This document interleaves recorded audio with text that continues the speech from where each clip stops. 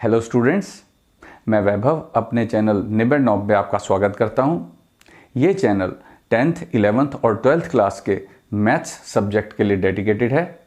अगर आपको मेरा काम पसंद आए तो प्लीज़ वीडियोस को शेयर कीजिए, क्योंकि मेरा मोट्टो ही है क्वालिटी एजुकेशन सबका अधिकार। और अगर आप पूरा सिलेबस कवर करना चाहते हैं तो आप मेरे चैनल को सब्सक्राइब करके प्लेलिस्ट में जाके चैप्टर वाइज, क्लास वाइज सारे वीडियोज़ की प्लेलिस्ट चेक कर सकते हैं। और अब तो आप निबेड़ नॉब को इंस्टाग्राम पे भी फॉलो कर सकते हैं। तो चलिए आज का लेक्चर शुरू करें। स्टूडेंट्स, अरिथमेटिक प्रोग्रेशंस की एक्सरसाइज 5.2 हम कर चुके थे और 5.1 हम कर चुके थे। 5.2 के पहले 5 क्वेश्चन हमने कर लिए थे पिछले वीडियो में। तो आज ये 6th क्वेश्चन से स्टार्ट कर रहे हैं हम। 6th क्वेश्चन क्या है एक्सरसाइज का? Check whether -150 is a term of the AP 11, 8, 5, 2 and so on। तो हमसे ये पूछा गया है कि इस AP में आगे जाकर, जैसे कि ये 11 के बाद 8 हो गया, 8 के बाद 3 हो गया, 3 माइनस होते जा रहे हैं, तो माइनस के नंबर स्टार्ट हो जाएंगे।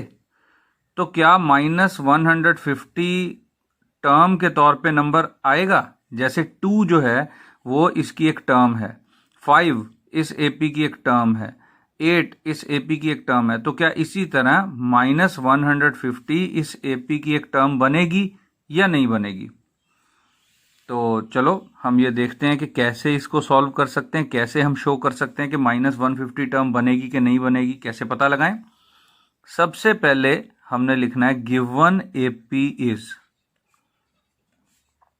11, 8, 5, 2 and so on। Here first term क्या है? 11। कॉमन डिफरेंस क्या है? 8 माइनस 11 कितना हुआ? -3। अब -150 हम मान लेते हैं कि nth टर्म है। हमने मान लिया कि मान लो कि -150 जो है वो nth टर्म है। तो मैंने कहा let an is equal to -150। तो nth टर्म का फॉर्मूला क्या होता है? a plus n-1d is equal to -150। अब यहां पर a की जगह मैं 11 पुट करूंगा, d की जगह -3। तो 11 -3 into n-1 is equal to -150। देखो, a की जगह 11, d की जगह -3। अब ये 11 उस तरफ चला जाएगा, तो -3 into n-1 is equal to कितना हो गया? ये 11 माइनस हो जाएगा उधर जाके, तो -161 हो गया। ये -150 -11। अब 3 से इसे डिवाइड कर देंगे, माइनस कैंसिल हो गया दोनों तरफ से। n-1 इज इक्वल टू 161/3 और फिर 1 को उस तरफ भेज देते हैं, तो n is equal to 161/3 plus 1। LCM लिया, 161 प्लस 3/3, तो ये कितना आ गया? 164/3। तो देखो 164/3 कितना आएगा? डिवाइड करके देखें। 164/3, तो 3 5 दा 15, फिर 3 4 दा 12 और फिर क्या बचा? 2 बचा। तो इसका मतलब क्या हो गया कि n की वैल्यू आ गई 54 2/3। तो स्टूडेंट्स, क्या ऐसा हो सकता है कि इस नंबर की टर्म हो?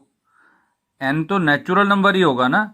फर्स्ट टर्म होगी, सेकंड टर्म होगी, ऐसे ही या तो 54th टर्म होगी या 55th टर्म होगी। ऐसा तो नहीं होगा कि 54.6 टर्म होगी। हम कहते हैं कि फर्स्ट टर्म है या सेकंड टर्म है या फिर मान लो 10th टर्म है। हम ये थोड़ा ना कहते हैं 10.5th टर्म है। 10.5th टर्म का तो कोई मतलब ही नहीं बनता। तो इसी तरह n जो है वो नेचुरल नंबर नहीं आया। जब नेचुरल नंबर नहीं आया तो इसका मतलब ये जो -150 है, -150, ये इस एपी के 54th टर्म से आगे, 54th टर्म से आगे आएगा, लेकिन 55th टर्म से पहले आ जाएगा अगर हम चेक करने की कोशिश करें। तो बेसिकली n एक नेचुरल नंबर नहीं आया, इसका मतलब क्या हुआ कि -150 एक टर्म के तौर पे इस एपी में हमें नहीं दिखाई दे सकती। तो हम कहेंगे here n is not a natural number, therefore -150 is not a term of AP 11, 8, 5, 2 and so on। अगर यहां पर मान लो 54 आ जाता, सिर्फ 54, तो हम कहते हैं कि -150 जो है वो इस एपी की 54th टर्म है। या 55 आ जाता तो हम कहते कि -150 इस एपी की 55th टर्म है। लेकिन इस तरह का एन तो कभी आ ही नहीं सकता, जैसा कि मैंने यहां पे समझाया। तो ये था स्टूडेंट हमारा क्वेश्चन नंबर 6। अब हम अगले क्वेश्चन की तरफ चलते हैं। तो स्टूडेंट्स ये है हमारा question number 7। Find the 31st term of AP whose 11th term is 38 and 16th term is 73। यानी हमें दो टर्म्स दी हुई हैं, एक 11th टर्म दी हुई है और एक 16th टर्म दी हुई है। हमने इन्हीं दोनों में से फर्स्ट टर्म और कॉमन डिफरेंस फाइंड आउट करके 31st टर्म फाइंड आउट करनी है। तो सॉल्यूशन स्टार्ट किया हमने सबसे पहले ये लिखा कि let A and D be the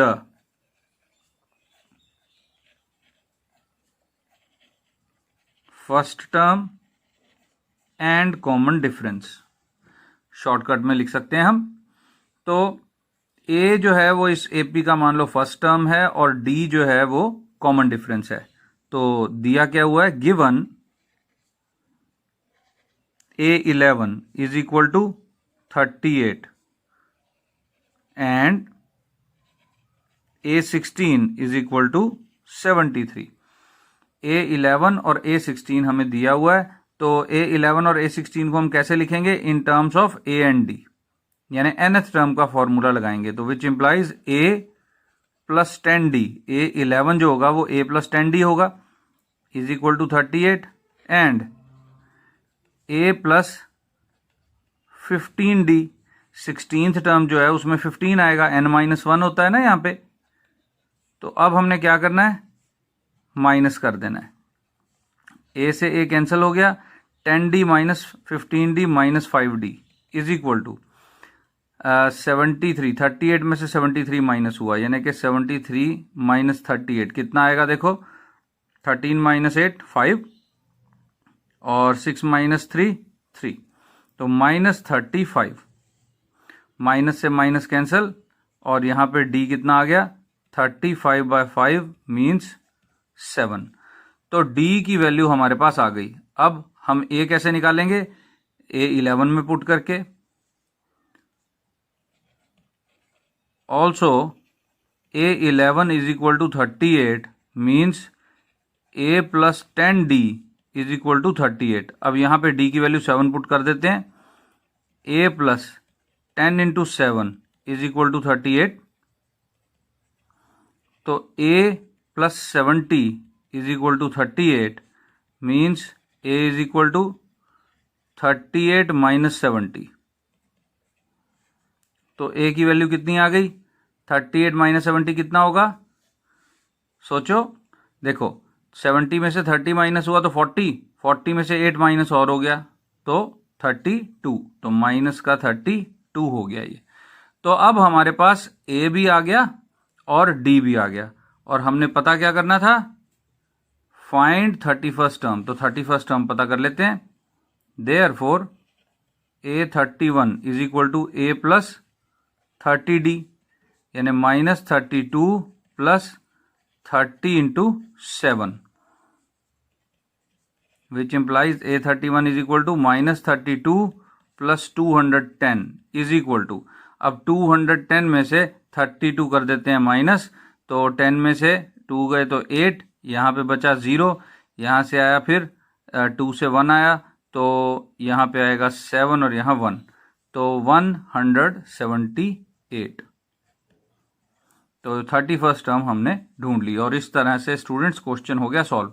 देखो कोई भी क्वेश्चन हो एपी का, अगर तुम्हें दो टर्म्स दी हुई हैं, 11th टर्म 16th टर्म जिस तरह इधर दी हुई हैं, तो कोई भी टर्म जैसे 15th टर्म और 20th टर्म दी जा सकती है, तो तुमने इसी तरह सॉल्व करना है। एक टर्म में से दूसरी टर्म को माइनस करके डी आ जाएगा और फिर इन दोनों में से किसी एक टर्म में डी की वैल्यू डाल के और तुम फर्स्ट टर्म फाइंड आउट कर लोगे और उसके बाद फर्स्ट टर्म कॉमन डिफरेंस दोनों जब आ गए तो 31st टर्म पता करनी हो, चाहे 60th टर्म चाहे 50th टर्म, कोई भी टर्म पता की जा सकती है nth टर्म का फॉर्मूला अप्लाई करके।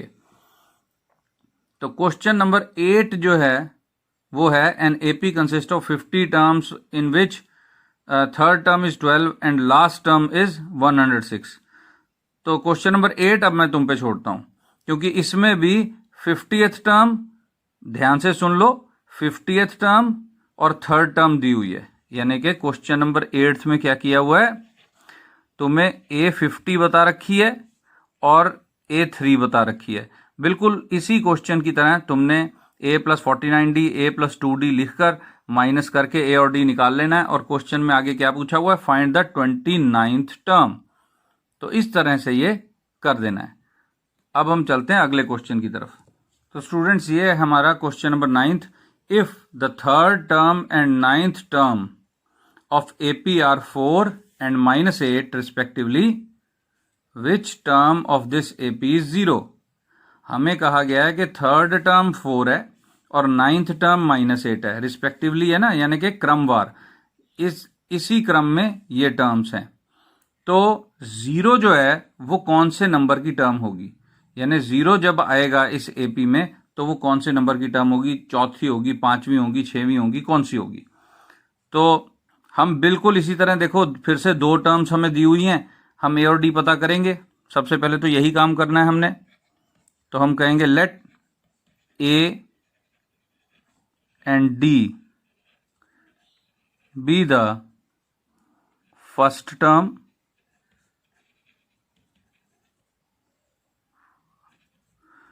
And common difference. मान लो ए जो है वो फर्स्ट टर्म है और डी कॉमन डिफरेंस है, तो गिवन क्या है,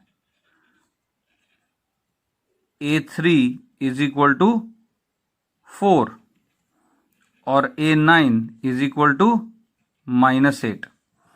तो अब मैं इसको बिल्कुल उसी तरह लिखूंगा nth टर्म के फॉर्मूले से, A + 2D is equal to 4, A + 8D is equal to -8। ठीक है स्टूडेंट्स, 3 है ना A3, तो यहां पे एक नंबर कम होता है, इससे n - 1D होता है AN। देखो मैं लिख देता हूं AN is equal to A + n - 1D। तो यहां पे अगर n है तो यहां एक नंबर छोटा है उससे, तो यहां 3 था तो यहां 2 लगाया, यहां 9 है तो यहां पे 8 लगाया। अब क्या करना है, माइनस कर देना है और ये प्लस हो जाएगा। A से A कैंसिल, 2D में से 8D माइनस हुए तो -6D इज इक्वल टू 4 + 8 हो जाएगा, यानी 12। तो यहां से D की वैल्यू क्या आ जाएगी, -2, क्योंकि -6 डिवाइड हो जाएगा इधर तो -2 आ जाएगी। D हमारे पास आ गया। अब A निकालने की बारी है, तो A + 2D is equal to 4 में पुट कर देते हैं। Also A + 2D is equal to 4 gives A + 2 into -2 is equal to 4, यानी कि A -4 is equal to 4 means A is equal to 8। ये -4 इधर आके प्लस हो जाएगा तो 8। तो फर्स्ट टर्म भी पता लग गई स्टूडेंट्स और कॉमन डिफरेंस भी हमें यहां पर पता लग गया। तो अब देखते हैं हम कि क्वेश्चन में जो पूछा हुआ है कि which term of this AP is 0, यानी 0 जो है वो कौन से नंबर पे आएगी इस एपी में। एक टर्म के तौर पे 0 हमें कहां दिखाई देगा, चौथी जगह दिखाई देगा, पांचवी जगह दिखाई देगा, यानी कौन से नंबर की टर्म होगी। चलो देखते हैं। तो मैं लिखूंगा let AN is equal to 0। मैंने मान लिया कि nth टर्म 0 है, यानी 0 जो है वो nth टर्म है, ये मैंने मान लिया। तो इसका क्या मतलब है, फॉर्मूला लगा दिया, A + n - 1D is equal to 0। A की वैल्यू क्या आई थी, 8 plus n minus 1 into D की वैल्यू क्या आई थी -2 इज इक्वल टू 0। तो 8 उस तरफ चला गया, -2 n minus 1 is equal to -8। तो माइनस से माइनस कैंसिल हो गया, 2 से डिवाइड कर देंगे तो n माइनस 1 कितना आ जाएगा 4। देखो 2 से डिवाइड हो जाएगा और 1 उधर जाके प्लस हो जाएगा तो n आ गया 5। तो इसका क्या मतलब हुआ, n 5 आने का मतलब है कि 0 जो है वो इस AP की 5th टर्म होगी। तो hence 0 is the 5th term of AP। अगर हमें एक टर्म दी हुई है और हमने पता करना है कौन से नंबर की टर्म है, तो उस टर्म को nth टर्म मान लेना चाहिए, an मान लेना चाहिए, क्योंकि हमें a पता है, d पता है। यहाँ पे जो टर्म होगी वो बता रखी होगी, यहाँ पे 0 बता रखा था, कोई जैसे -150 देखा था हमने, तो a d और यहाँ पे नंबर हमें पता है, बस n नहीं पता, वो हम जब पुट कर देंगे वैल्यूज को तो n भी आ जाएगा। तो इस तरह से ये क्वेश्चन हम किया करते हैं। तो ये तो था क्वेश्चन नंबर 10। तो अब देखते हैं क्वेश्चन नंबर 10 क्या कहता है। स्टूडेंट्स, हमारा क्वेश्चन नंबर 10 क्या है, the 17th term of an AP exceeds its 10th term by 7, find the common difference. AP में जो 17th टर्म है, 17वीं टर्म है, वो 10वीं टर्म से 7 ज्यादा है। यानी कि अगर हम 10वीं टर्म में 7 प्लस कर दें तो 17th टर्म बन जाएगी। तो हमें कॉमन डिफरेंस पता करना है। ठीक है, कर लेते हैं पता। कैसे, सबसे पहले तो मान लो let A and D be the first term and common difference. तो गिवन क्या है, गिवन है कि जो 17th टर्म है वो 10th टर्म से 7 ज्यादा है, यानी ये नंबर बड़ा है इस नंबर से, कितना 7 बड़ा है। तो अगर हमने बीच में इक्वल टू लगाना है तो यहां पे 7 प्लस करना पड़ेगा। तो अब हम क्या करेंगे, दोनों तरफ nth टर्म का फॉर्मूला लगा देंगे। तो A17 को हम कैसे लिख सकते हैं, A plus 16D is equal to A10 को कैसे लिख सकते हैं, A प्लस 9D प्लस 7। ये A10 है, ये सारा A10 है, ये A17 है, ये सारा A17 है। तो दोनों तरफ से A हो गया कैंसल, 9D इस तरफ आ गया, 16D minus 9D is equal to 7। तो 16 माइनस 9 कितना होता है 7, तो 7D इज इक्वल टू 7, यानी कि D is equal to 1। 7 by 7 cancel हो गया, तो कॉमन डिफरेंस पता चल गया और हमारा क्वेश्चन हो गया यहां पर ये सॉल्व। तो अब हम चलते हैं क्वेश्चन नंबर 11 पर। तो ये है स्टूडेंट्स हमारा question number 11। Which term of AP 3, 15, 27 and so on will be 132 more than it's 54th term.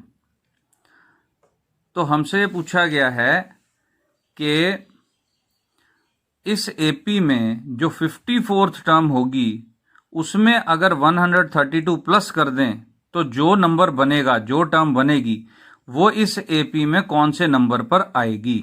यानी वो 60th टर्म होगी या 67th टर्म होगी या 70th टर्म होगी। हमने पता लगाना है कौन से नंबर पे आएगी वो टर्म जो कि इसी AP की 54th टर्म से 132 नंबर आगे होगी। तो हम सबसे पहले क्या कहेंगे, given AP, given AP is 3, 15, 27 and so on. तो यहां पे हम सबसे पहले क्या लिखेंगे, A, यानी कि फर्स्ट टर्म 3 हमें दिखाई दे रही है। कॉमन डिफरेंस 15 में से 3 माइनस करो 12। अब सबसे पहले हमारा काम यह है कि हम 54th टर्म पता लगाएं, क्योंकि हमें कहा गया है कि कौन सी टर्म जो होगी वो 54th टर्म से 132 नंबर आगे होगी। तो सबसे पहले तो 154th टर्म पे तो पहुंचे ना हम कि ये कितनी है। तो now A54 is equal to A plus 53D, यहां से एक नंबर कम होता है, AN is equal to A plus N minus 1D, N minus 1 आता है। तो ए कितना है 3 प्लस 53 इंटू डी कितना है 12, तो ए 54 कितना हो गया 3 प्लस, अब 53 को हम 12 से मल्टीप्लाई करते हैं, तो 12 3 दा 36, 3 आया हासिल कैरी ओवर, 12 5 दा 60, तो ये हो गया 63, तो 636 यानी कि 639, तो 54th टर्म है 639।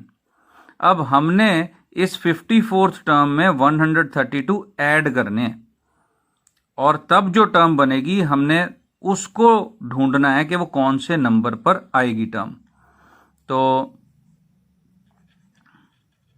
Now A54 plus 132 is equal to, यानी 639 प्लस 132, तो 639 में इसको मैं 9 कह देता हूं, 639 प्लस 132 कितना आ गया, देखो 9 प्लस 2 11, फिर ये 3 और 3 6 7 और ये 7 771, तो 771 जो है वो कौन से नंबर पे आएगी टर्म, हमने ये पता लगाना है, यानी कि हमने इसको nth टर्म मान लेना है और n का पता लगाना है।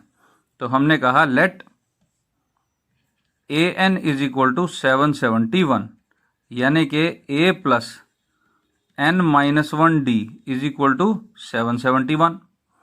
अब a और d तो पता है, पुट कर दो, 3 plus 12 into n-1 is equal to 771। हमने क्या किया, ये d की वैल्यू 12 और a की वैल्यू 3, 3 इधर गया, 3 इधर जाके माइनस होगा, तो 12 इंटू n-1 कितना बन जाएगा 768। ठीक है स्टूडेंट्स, 768 हो गया। चलो मैं ऐसा करता हूं, इसी पेज में सॉल्व कर देता हूं, तुम खुला खुला करके लिख लेना। तो 12 से जब हम डिवाइड करेंगे, ये 12 इधर जाके डिवाइड होगा ना, तो n-1 कितना आ जाएगा, देखें जरा यहां डिवाइड करके देखें, 768 डिवाइडेड बाय 12, 12 सबसे पहले तो 6 दा जाएगा, 12 6 दा 72, तो 72 आया, तो 76 में से 4 बचे, 4 कैरी ओवर हो गया, तो 12 4 दा 48, तो 64, और इसका मतलब n कितना हो गया, ये 1 इधर आ गया 65, तो n की वैल्यू आ गई 65, यानी कि जो टर्म 54th टर्म से 132 ज्यादा होगी वो 771, वो आएगी 65th नंबर पे, यानी कि ये टर्म जो है ये 65th टर्म है इस एपी की। एक तरीका तो ये है क्वेश्चन को हल करने का, एक और तरीका भी है, चलो वो भी देखते हैं। ये वैसे क्वेश्चन हल हो चुका, लेकिन एक और तरीका भी है इस कैलकुलेशन से बचते हुए, हम वो देखते हैं। वो तरीका क्या है, पहले थोड़ा सा हम रफ वर्क कर लेते हैं उसको समझने के लिए। देखो A54 जो होगी उसके बाद अगली टर्म कैसे बनेगी, A54 प्लस 12, क्योंकि कॉमन डिफरेंस 12 है, फिर A55 बन गई है, और A56 कैसे बनेगी, इसमें फिर 12 ऐड हो जाएंगे, यानी 24 एंड सो ऑन, यानी 12 प्लस होते जा रहे हैं। हमने ये देखना है कि यहां पर 132 कब प्लस होंगे, यानी हम कितनी बार 12 प्लस करें कि वो आ जाए 132। तो उसके लिए क्या करना पड़ेगा, हमने ये देखना है कितने गुना 12 जो है वो 132 है, तो यानी कि 12 इंटू कितने नंबर करें कि 132 आ जाए। तो हमने डिवाइड किया, 132 डिवाइडेड बाय 12, ये आ जाएगा 11। तो इसका मतलब A54 से आगे 11 टर्म्स आगे वो वाली टर्म पड़ी होगी जो कि 132 ज्यादा है हमारी 54th टर्म से। अब देख लो 54 में 11 जोड़ो 65 आ गया, तो 65th टर्म। देखो एक बार फिर देख लो, मैं ये 12 की जगह एक और एग्जांपल ले लेता हूं। मान लो 2 4 6 8 10 12 एंड सो ऑन, ये टर्म है। अब मैं तुम्हें कहूं कि इस सीक्वेंस में 1 2 3 4 5 6 यानी कि एक टर्म आती है मान लो 20th टर्म जो बनेगी वो कितनी बनेगी? 20th टर्म इसकी देखें हाँ मैं ये कहूं कि 20th टर्म से 32 आगे कौन से नंबर की टर्म होगी?